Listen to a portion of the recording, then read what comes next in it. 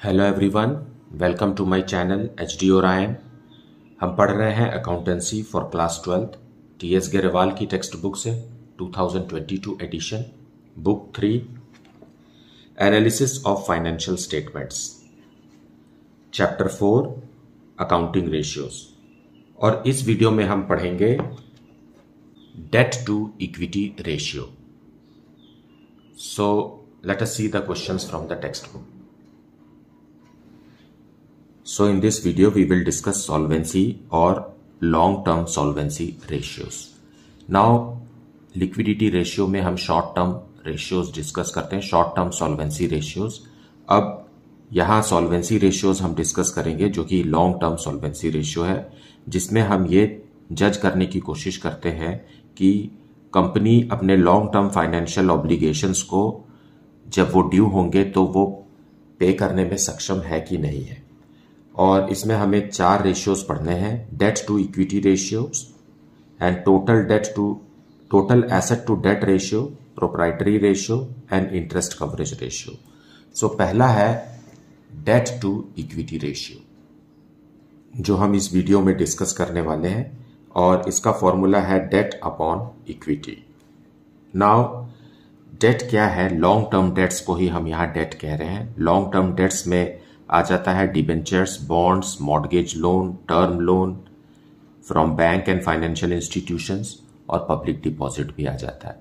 Date का मतलब share holders fund नहीं है। शेयर होल्डर्स फंड अलग चीज है और डेट अलग चीज है। Debt means long term borrowings of the company. Debt में हमें लॉन्ग टर्म प्रोविजंस को भी इंक्लूड करना है, और लॉन्ग टर्म डेट्स और लॉन्ग टर्म प्रोविजंस को आप ऐसे जज करेंगे कि इनका पेमेंट 12 मंथ्स के बाद हो रहा है या तो फिर ऑपरेटिंग साइकिल के बाद हो रहा है। तो दोनों में से जो भी अप्लाई कर सकते हैं। अगर फाइनेंशियल ईयर 12 मंथ्स है उसके बाद पेमेंट हो रहा है तो भी वो लॉन्ग टर्म है, और अगर ऑपरेटिंग साइकिल के बाद पेमेंट हो रहा है तो भी हम उसे लॉन्ग टर्म मानेंगे। डेट टू इक्विटी रेशियो में इक्विटी क्या है? Equity means share holders fund. Shareholders funds comprises of share capital and reserve and surplus, या फिर उसे ऐसा समझ सकते हैं non current assets plus working capital minus non current liabilities. मतलब फॉर्मूला तो कई हैं, लेकिन आपको दी हुई जानकारी जो क्वेश्चन में दी होती है उसके हिसाब से आपको अपना फॉर्मूला चुनना है, और दिए हुए इंफॉर्मेशन से ही हमें debt to equity ratio calculate करना है। फाइन। या तो इसे ऐसा भी कह सकते हैं total assets, that is balance sheet का total, minus total debt. Total debt का मतलब होता है non current and current debts, मतलब शेयर होल्डर्स फंड को आपको छोड़ना होगा। फाइन। उसी तरीके से वर्किंग कैपिटल तो हम पहले भी डिस्कस कर चुके हैं, current assets minus current liabilities. Debt to equity ratio को 2:1 सही माना गया है। फाइन। अगर 2 से कम है और 2 से ज्यादा है तो हमें कमेंट करने के लिए भी क्वेश्चन में कह सकता है। अगर ये रेशियो हाई है, मतलब हमारा फॉर्मूला क्या है? डेट अपॉन इक्विटी, ये हमारा फॉर्मूला है। और अगर ये रेशियो हाई है इसका मतलब ये है कि इक्विटी कम है, and company is depending more on outside long term borrowings, जो कि सही नहीं है, और ये लो सेफ्टी कवर को इंडिकेट करता है, जिसमें कि हमको इंटरेस्ट, जो ईयरली इंटरेस्ट है वो टाइमली देना होता है, and it is a compulsory and permanent burden on the और charge against profit and loss account में ये होगा। और अगर ये 2 से कम है, फाइन, तो इसका मतलब ये है कि have higher safety cover. Fine. यहां सेफ्टी कवर हायर है क्योंकि डेट कम है और इक्विटी ज्यादा है। सो कम हो तो अच्छा है, और ज्यादा हो तो अगर 2:1 को क्रॉस कर रहा है, जैसे 3:1 हो गया या 5:1 हो गया, तो इसमें हम लो सेफ्टी कवर समझेंगे। और भी बहुत सारे डिटेल्स हैं डेट टू इक्विटी रेशियो में, जिसे हम क्वेश्चन सॉल्व करते करते in between we will understand this as and when required. Let us see question number 35। Total assets is ₹2,60,000, total debts are ₹1,80,000, current liabilities दिया हुआ है 20,000, and we have to calculate debt to equity ratio. So let us see. Solution 35 को समझने के लिए हमें balance sheet का format समझना चाहिए। नाउ दी हुई जानकारी को हम बैलेंस शीट में अप्लाई करेंगे और फिर हम अपने फॉर्मूला को भी समझेंगे। फाइन। सो फर्स्ट इंफॉर्मेशन दिया हुआ है टोटल एसेट्स ₹2,60,000 मीन्स ये एसेट है, ऊपर लाइबिलिटीज है, इट इज 2,60,000। टोटल एसेट का मतलब होता है बैलेंस शीट का ग्रैंड टोटल एसेट्स के साइड, तो लाइबिलिटी साइड का भी तो उतना ही होगा 2,60,000। फाइन। नाउ नेक्स्ट इंफॉर्मेशन दिया हुआ है total debts are ₹1,80,000। Total debts हम किसे कहते हैं? टोटल डेट्स का मतलब बैलेंस शीट का टोटल नहीं होता। Total debts non current liabilities और करंट लाइबिलिटी मिला करके टोटल डेट्स होता है। So non current liabilities plus current liability is equal to total debts. So ये दोनों मिला करके है हाउ मच? It is 1,80,000। ये दोनों को मिला रहे हैं तब आ रहा है ₹1,80,000। फाइन। शेयर होल्डर्स फंड को छोड़ दिए। अब करंट लाइबिलिटी दिया हुआ है 20,000। करंट लाइबिलिटी दिया हुआ है 20,000। सो आप 1,80,000 में से 20,000 लेस करेंगे तो आपको नॉन करंट लाइबिलिटी मिल जाएगा जो आ गया ₹1,60,000। So non current liability is equal to total debt that is 1,80,000 minus current liability that is 20,000 which is equal to ₹1,60,000। Very easy to understand. आप फॉर्मूला लर्न करेंगे तो उसमें हो सकता है कि बर्डनसम लगे, लेकिन अगर आप बैलेंस शीट के तरफ से आप इसे समझें तो आसान है। नाउ थर्ड इंफॉर्मेशन को हमने यूज कर लिया है। अब हम debt to equity ratio calculate करेंगे। उसके लिए हमें शेयर होल्डर्स फंड चाहिए। Fine. Share holders fund is equal to अगर मैं कहूं total assets minus total debts तो शेयर होल्डर्स फंड आ जाएगा। टोटल एसेट्स कितना है? ₹2,60,000 और टोटल डेट्स हमें दिया हुआ है ₹1,80,000। इसे आप माइनस करेंगे that is ₹80,000। Now debt to equity ratio. So the formula is debt upon equity. Debt means non current liability, ये है हमारा debt. Fine. And equity means share holders fund, so this is our equity. इसे हम formula में put करेंगे। When we put the value so it is equal to how much? Debt is 1,60,000 and equity is 80,000। So the answer is 2:1। हमें इसे pure form में express करना है, मतलब डेट जो है वो इक्विटी का डबल है जो कि आइडल माना गया है।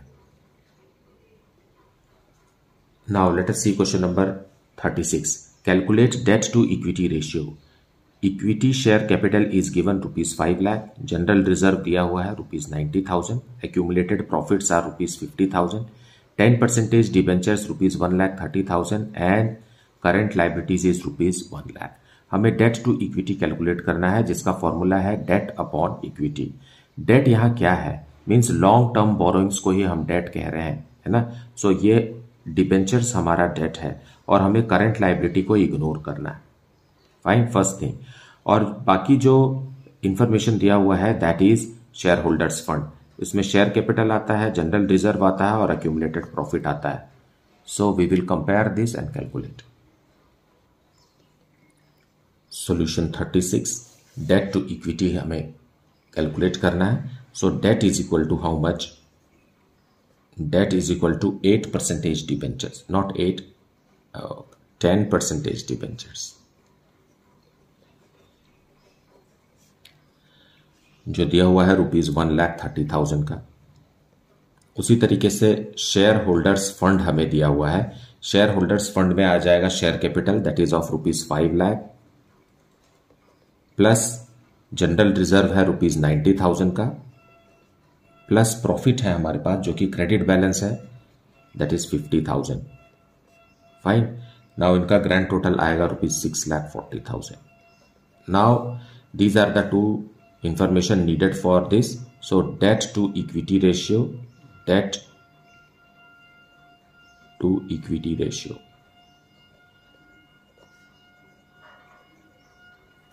is equal to debt means 1,30,000 divided by 6,40,000 is the shareholders fund. fine, and the ratio is coming 0.203:1. This is our answer. Fine. इसका मतलब यह है कि डेट जो है वो कम है और इक्विटी जो है वो ज्यादा है. इसका मतलब है कि company is having higher safety cover. Higher safety cover का मतलब यह है कि company is depending more on share holders fund than debts, और कंपनी के पास अभी चांस है कि वो लॉन्ग टर्म बोरोइंग्स ले सकती है बैंक से. Fine. So they are having higher safety cover. Let us see question number 37.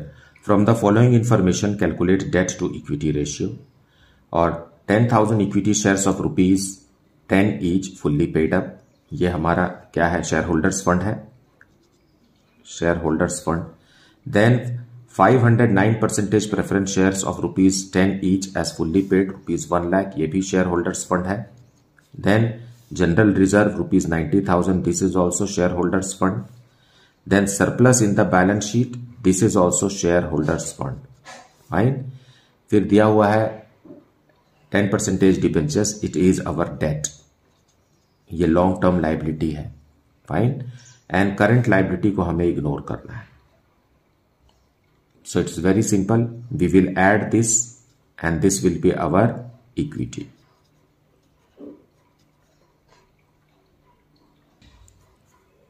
So solution 37 we will C.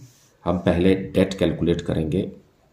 Date में क्या दिया हुआ है? Only 10% current, 10% debentures and they are of rupees 1,50,000. ये हो गया डेट. अब इक्विटी कैलकुलेट करेंगे. इक्विटी शेयर कैपिटल है रुपीज 2 लाख का. फिर प्रेफरेंस शेयर कैपिटल भी है रुपीज 1 लाख का, जो कि शेयर होल्डर्स फंड है.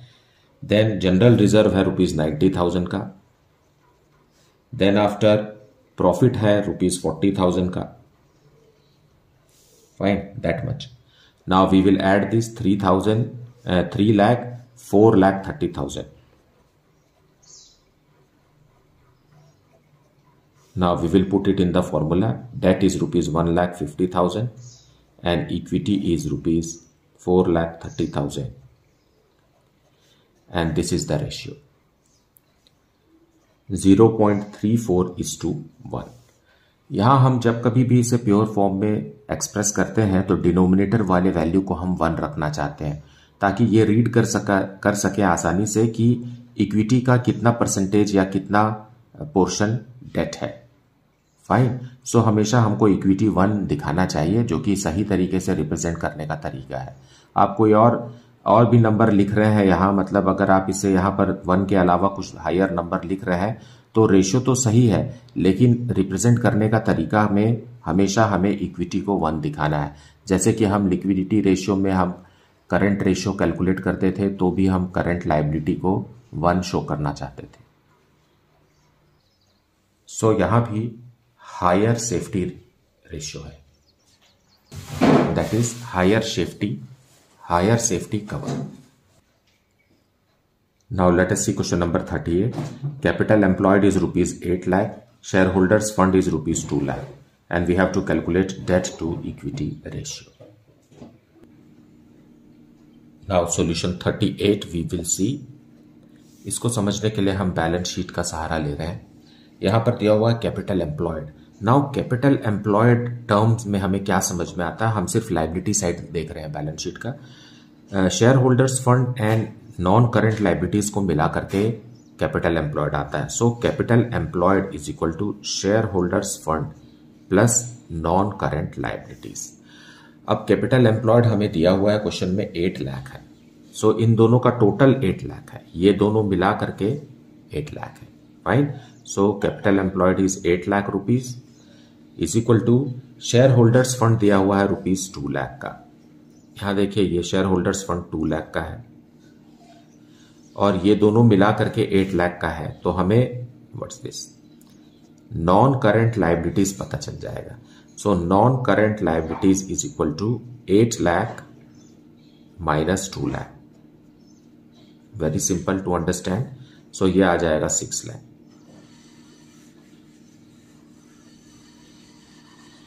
फाइन। और इन्हीं दोनों से हमें debt to equity ratio calculate करना है।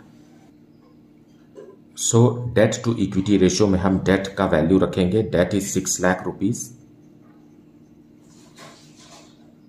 और इक्विटी इज ₹2 लाख। नाउ हम इसे रिड्यूस करेंगे और ये आंसर आ जाएगा 3:1। This is our answer. इसका मतलब ये है कि company is depending more on outside borrowings और उनका शेयर कैपिटल मतलब इक्विटी जो है जो कि शेयर होल्डर्स फंड है ये कम है in comparison to outside liabilities, long term liabilities. Now let us see question number 39. Balance sheet had the following amounts as at 31st March 2022. 10% preference share capital ₹5 lakh, equity share capital ₹15 lakh, securities premium reserve ₹1 lakh and reserve and surplus ₹4 lakh. Long term loan from IDBI at the rate of 9% ₹30 lakh. Current assets ₹12 lakh, current liabilities ₹8 lakh, investments ₹2 lakh, property, plant and equipment at cost ₹60 lakh and depreciation written off, ये इसी का depreciation है ₹1 lakh, ₹14 lakh, okay, and calculate ratios indicating long term and short term financial position of the company, जिसका मतलब है कि हमें debt to equity ratio as a long term what's that financial position ratio है और current ratio जो है वो शॉर्ट टर्म है। अब हमें यहाँ जितने भी आइटम दिए हुए हैं उसमें से हमें आइडेंटिफाई करना है कि डेट इक्विटी रेशियो में क्या आएगा और करंट रेशियो में क्या आएगा। Fine. So debt equity ratio के लिए हम पहचानते हैं पहले ये तो 10% preference share this is equity, then equity share capital ये भी इक्विटी है, सिक्योरिटीज प्रीमियम रिजर्व ये भी इक्विटी है एंड रिजर्व एंड सरप्लस ये भी इक्विटी है। लेकिन ओके सो हमें सिक्योरिटीज प्रीमियम रिजर्व को एक्सक्लूड करना है क्योंकि ये ऑलरेडी इसमें शामिल है। This is nothing but 3+1 4 lakh जो है वो 3 lakh plus 1 lakh securities premium reserve का है। सो हमें सिक्योरिटीज प्रीमियम रिजर्व को इग्नोर करना है because it is already included in reserve and surplus. Then long term borrowings ये हमारा डेट है। ओके फिर current assets and current liabilities में ये हमारा करंट एसेट है और ये करंट लायबिलिटी है और बाकी सारे आइटम को हमें इग्नोर करना है। फाइन। और अब हम रेशियो कैलकुलेट करेंगे लॉन्ग टर्म सॉल्वेंसी और short term. Now question number 39 we will see we have to calculate long term solvency ratio जो कि है डेट टू इक्विटी रेशियो और इसमें हमें डेट कैलकुलेट करना है। Debt is given, long term debt है outsiders liability that is 30 lakh, 30 lakh rupees का डेट है और इक्विटी कैलकुलेट करना हमें। इक्विटी है 10% प्रेफरेंस शेयर कैपिटल जो कि 5 लाख रुपीस का है, फिर है equity share capital that is 15 lakh rupees का और है हमारे पास रिजर्व एंड सरप्लस जो कि 4 लाख रुपीस का। हमें सिक्योरिटीज प्रीमियम रिजर्व को इग्नोर करना है बिकॉज सिक्योरिटीज प्रीमियम रिजर्व इस रिजर्व एंड सरप्लस में ही है। Fine. Now grand total of which is 24 lakh. अब डेट इक्विटी रेशियो कैलकुलेट करेंगे। Debt is 30 lakh and equity is 24 lakh and the ratio is how much 1.25:1। Fine. हमेशा ये कोशिश कीजिए कि आपको इक्विटी को 1 दिखाना है और न्यूमरेटर में आप पॉइंट्स में एक्सप्रेस कर सकते हैं। अब शॉर्ट टर्म सॉल्वेंसी रेशियो में हम करंट रेशियो कैलकुलेट करेंगे। करंट एसेट दिया हुआ है हमें क्वेश्चन में what is that 12 lakh और करंट लायबिलिटी दिया हुआ है ₹8 लाख। नाउ इसे आप रिड्यूस करेंगे तो आंसर आएगा 1.5:1। This is our answer. यहां भी हम करंट लायबिलिटी को 1 रखते हैं ताकि ये पता लगा सकें कि करंट एसेट्स उसका कितना गुना है, मतलब how many times is current asset to current liability. Let us see question number 40. Calculate debt to equity ratio from the following information. Property, plant and equipment gross and accumulated depreciation is given to us 8,40,000 and 1,40,000. Non-current investment rupees 14,000. Long-term loans and advances rupees 56,000. ये सब assets हैं. Fine. ये इसमें से less हो सकता है. ये सब asset है. Now current asset is given. Now these assets are what? Non-current assets, but current asset is separately given rupees 2,50,000. Current liabilities भी दिया हुआ है rupees 2,80,000. 10% long term borrowings is rupees 4,20,000 and long term borrowings is rupees 1,40,000. Now इन दोनों को मिला करके ही हमारा date बनेगा.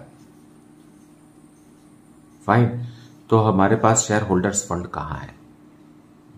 क्वेश्चन में शेयर होल्डर्स फंड दिया हुआ नहीं है. So using all this information, we have to figure out कि what is our non-current liability, that is debt. So let us see the solution.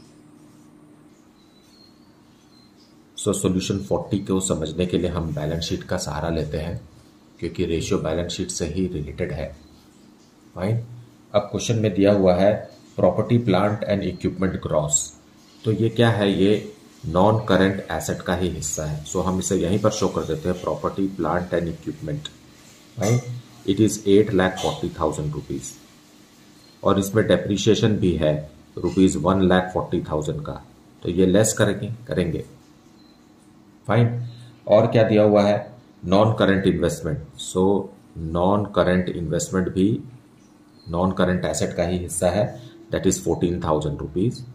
और long term loans and advances, long term loans and advances दिया हुआ है rupees 56,000 का. ये सब मिला करके नॉन करंट एसेट बनता है और इनका ग्रैंड टोटल आता है रुपीज 7,70,000. फाइन. अब आगे दिया हुआ है करंट एसेट जो कि अलग से हमने शो किया है. तो करंट एसेट है रुपीज 3,50,000. सो एसेट्स की तरफ मेनली दो ही आइटम हमें शो करना रहता है, दो ही हेड है, that is non current asset and current asset. इन दोनों का ग्रैंड टोटल हम लगाएंगे तो आएगा 11,20,000. ये हो गया बैलेंस शीट का टोटल. अगर एसेट्स इतने हैं तो लायबिलिटी भी 11,20,000 की ही होगी, दैट इज फॉर श्योर.